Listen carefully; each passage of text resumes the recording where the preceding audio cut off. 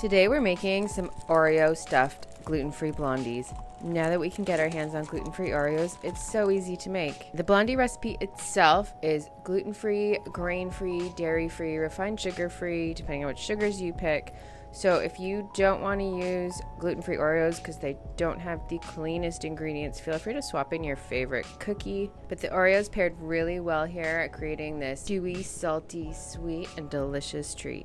So let's show you how to make them.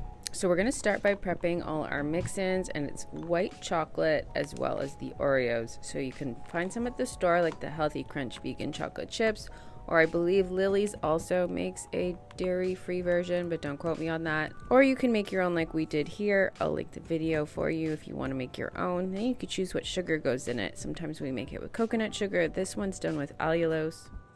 But we're just going to chop it up into little pieces so that it can mix throughout. Once it's nicely chopped, we're just going to put it aside, and then we're going to work on our Oreos. So I've already pre-counted our Oreos. We're using 23 Oreos here. We want 15 that are going to be crushed up and mixed into our batter. And then we've got about 8 that are going to be larger chunks that we're going to put on top before we bake it.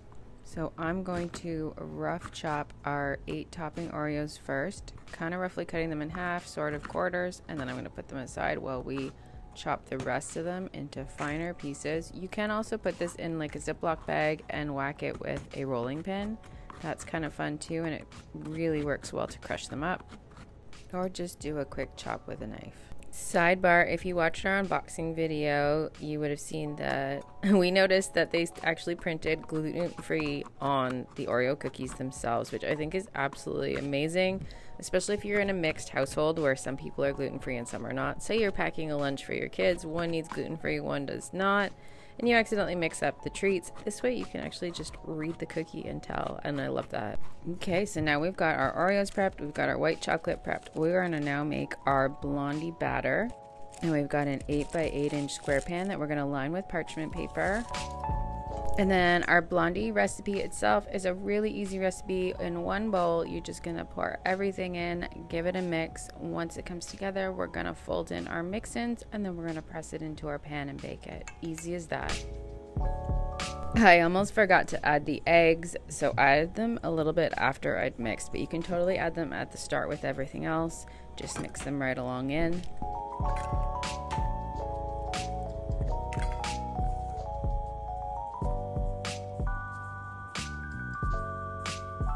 And once you've got everything mixed together, then we're going to dump in our mix-ins and we're going to give that a fold. It's a rather thick batter, so it's more of a folding action to get the mix-ins in nicely.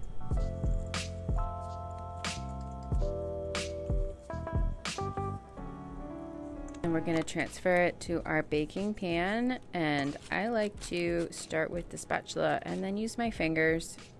I find my hands work really well to smooth this out, and then we're going to add our large pieces of Oreos and press them in the top as well.